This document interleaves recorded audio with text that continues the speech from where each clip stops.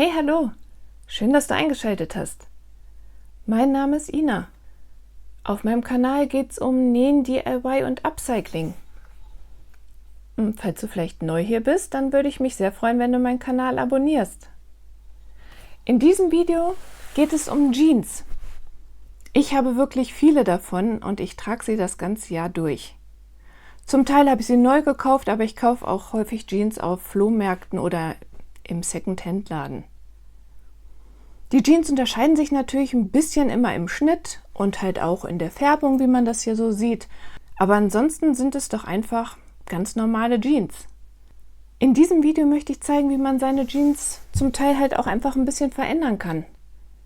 Das braucht manchmal nicht viel. Also da reicht zum Beispiel ein Stück Webband und ein paar Stiche oder natürlich kann man auch größere Veränderungen schaffen, indem man halt mit Farbe oder anderen Stoffen arbeitet. Ich hoffe, das Thema interessiert dich und bleib dran. Ich wünsche viel Spaß beim Zuschauen.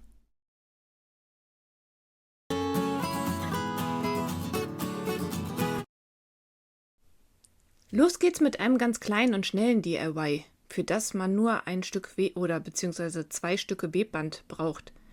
Im Sommer trage ich die Jeans gerne so hochgekrempelt. Und dann hat man an den Seiten ja diese unschönen Nähte. Die kannst du damit verdecken. Als ich das DIY vor ein paar Jahren auf Instagram gezeigt hatte, fanden das viele super süß. Also, du suchst dir ein passendes Webband aus und schneidest das in entsprechender Länge zu. Das Band sollte also so lang sein, wie der Aufschlag ist. Dann geht noch ca. 1 cm in den Saum und auf die Innenseite des Hosenbeins muss halt auch noch ein Stück genäht werden.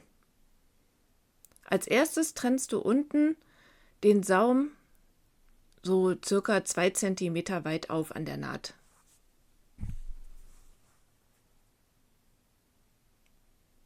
In diese Lücke schiebst du gleich das eine Ende vom Webband hinein.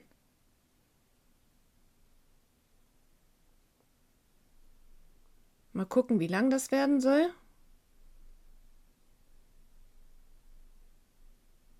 Und dann 2 Stücke zuschneiden.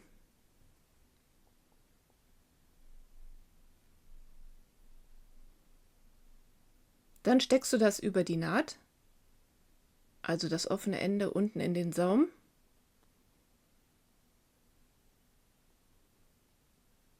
Und oben in der Hose, das offene Ende von dem Webband, faltest du ca. 1 cm um.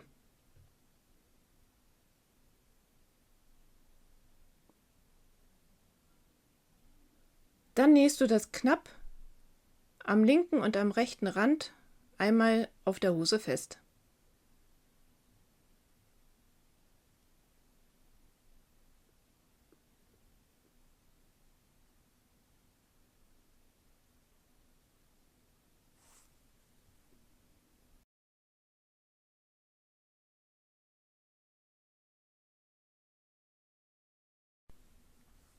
Also wenn das Band fertig aufgenäht ist, dann wählst du ein farblich passendes Garn aus für die Jeans und nähst den Saum unten wieder zu.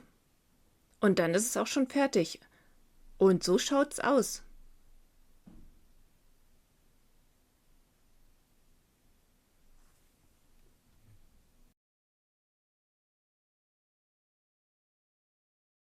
Nummer 2 ist etwas, das ich auch schon auf meinem Blog gezeigt habe oder auch bei Instagram.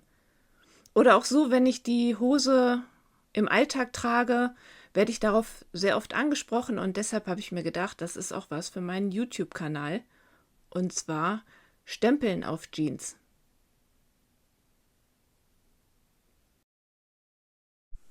Also diese Hose habe ich, wie gesagt, schon mehrere Jahre und ich ziehe sie auch immer wieder gerne an. Und jetzt hier für das DIY benutze ich eine Hose, die mir so nicht passt. Ich möchte einfach nur zeigen, wie es geht. Ich brauche jetzt nicht super viele bestempelte Jeans, aber eine zu haben ist auf jeden Fall sehr schön. Damit die Farbe sich nicht durchdrückt, legst du am besten etwas Zeitungspapier in das Hosenbein.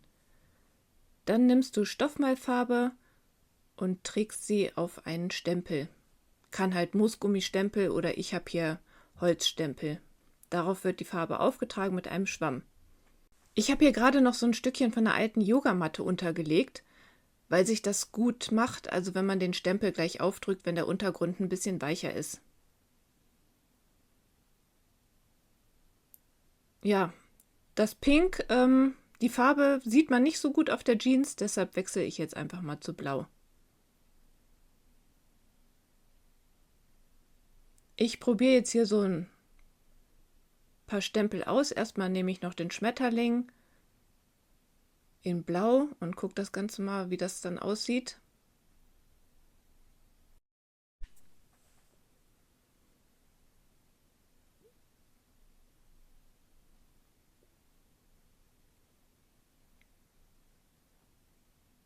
Ja, das ist auf jeden Fall viel schöner geworden.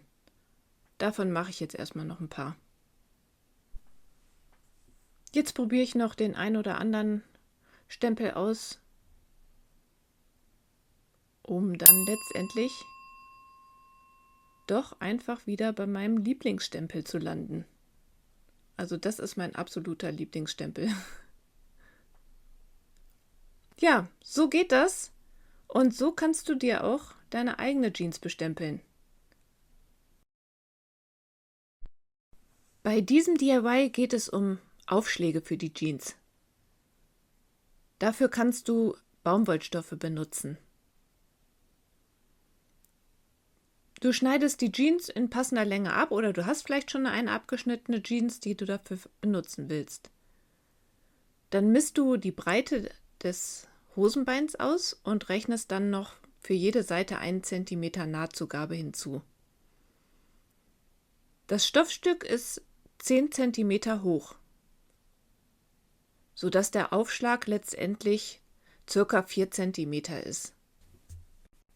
Du legst die kurzen Seiten von dem Aufschlag rechts auf rechts aufeinander und nähst ihn dort zusammen. Dann legst du die Nahtzugabe auseinander und legst die beiden Seiten so links auf links aufeinander. Am besten bügelst du dann einmal drüber. Um den Aufschlag jetzt möglichst einfach an die Jeans anzubringen, der wird nämlich rechts auf links genäht, markierst du dir an der offenen Seite 1 cm. Dieser 1 cm wird dann in das Hosenbein geschoben.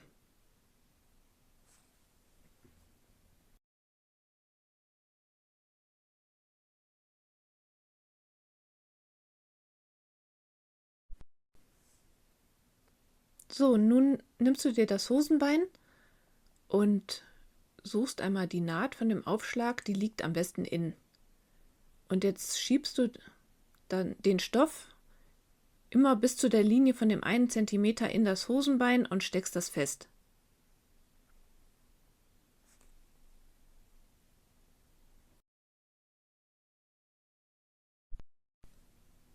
Mit einem Zickzackstich nähst du nun die beiden Teile zusammen.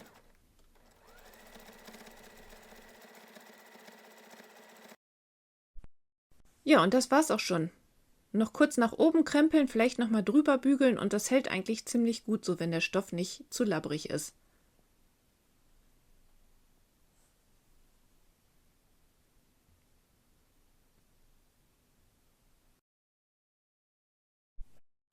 An dieser Jeans gefallen mir die vielen Löcher überhaupt nicht mehr. Und da habe ich mir überlegt, dass ich die jetzt hinter schönen bunten Flicken verstecken möchte. Hier habe ich mir schon ein paar Stoffe rausgesucht und da werde ich mir jetzt die schönsten von aussuchen. Und ja, und dann wird es hoffentlich schön bunt werden.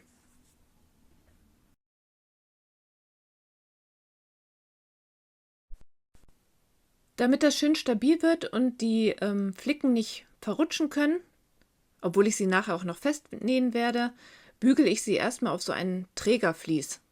Das heißt, erstmal wird es auf den Stoff gebügelt und dann die andere Seite abgezogen und dann kann man das auf die Hose bügeln.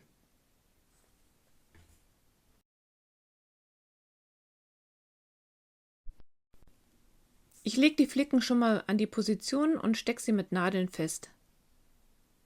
Kann man ein bisschen ausprobieren, was einem am besten gefällt. Und was natürlich am besten über den Flicken passt.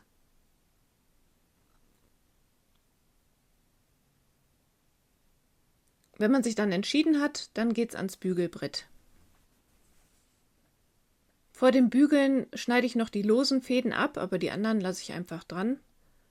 Und dann ziehe ich das Trägerpapier von den einzelnen Flicken ab und bügele jetzt nacheinander jeden Flicken auf.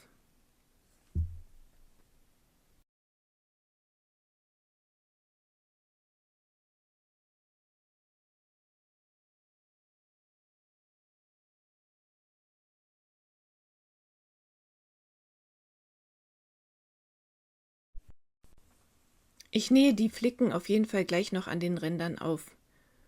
An den oberen hier, da kann ich das von oben machen. Da werde ich einmal ringsherum nähen und dafür nehme ich den Fagottstich. Ich finde den schön und ich finde, der passt irgendwie gut zu diesen ganzen Flicken. Bei diesen Flicken komme ich jetzt von oben nicht dran, dafür muss ich die Seitennaht auftrennen. Das ist aber eigentlich kein Problem. Also das heißt, bis man den ersten Einstich gefunden hat. Dann trennt man die halt ja so weit auf, dass man halt gut von oben dran kommt. Und wenn dann alle Flicken aufgenäht sind, dann näht man die Seitennaht einfach wieder zu und das war's dann halt auch schon.